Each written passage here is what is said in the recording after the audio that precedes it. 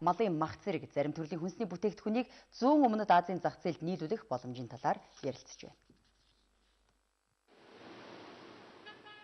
Монгол улсын ерөнхийлөгч Илбүт Оржийн бүгд найрамдах социалист Вьетнам улсад хийж байгаа төрийн альчлалын үеэр хоёр улсын бизнес эрхлэгчдийн уулзалт болж аль салбарт хэрхэн хамтарч болох тухай ярилцлаа. Хоёр улсын худалдааны эргэлт өнгөрсөн онд 17 орчим сая доллар байснаас импорт 14 орчим сая доллар болж байна. Бидний хувьд экспортоо нэмэгдүүлэх боломж байгаа.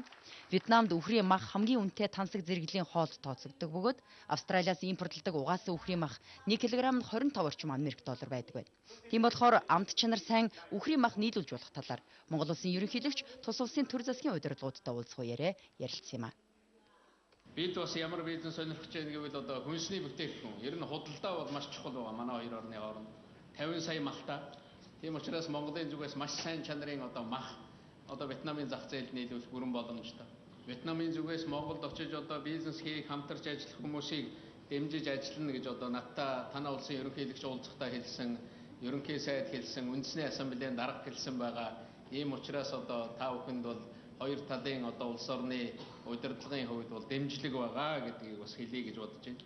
Ирээдүйд Монгол улс бас хятадаар дамжаад Вьетнамын төмөр замыг ашиглаад бид нар бомб руу гарах боломжтой гэж харж байгаа. Далаа руу гарах. Монголын хувьд ягаад та бүхэн сонирхолтой байж болох вэ гэхээр очиж үзэхэд бас үнэхээр сонир. Манай хоёр орны хооронд хамгийн хөгжүүлж болох бас нэг одоо бизнесийн салбарууд аялал жуулчлал гэж бодож. Тэгээ нэгүгээр хэлбэл одоо би та бүхнийг өргөх гээд байгаа маа. Монголд одоо манай Вьетнам найз нөхөд очороо гэж одоо та бүхнийг урьж байна.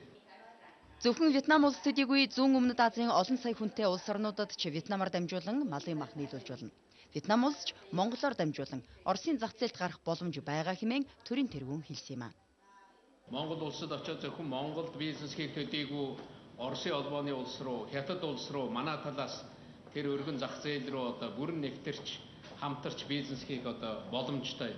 Саяхан бид хөрөнгө оруулалтын хууль гэж шинээр баталсан.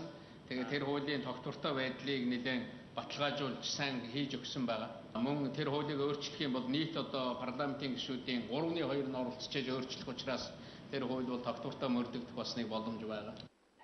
Вьетнам улс жилдээ 7 сая жуулчин хүлээж авдаг. Хоёр улсын хувьд аялал жуулчлалын салбарт ч хамтран ажиллах боломж байгаа. Зочид буудал үйлчилгээний салбарт хөрөнгө оруулж хамтрах талаар бизнес ихэн ярилцаж байна. Мөн Вьетнамаас нарийн мэргэжлийн ажиллах хүч авах талаарч яригдж байна.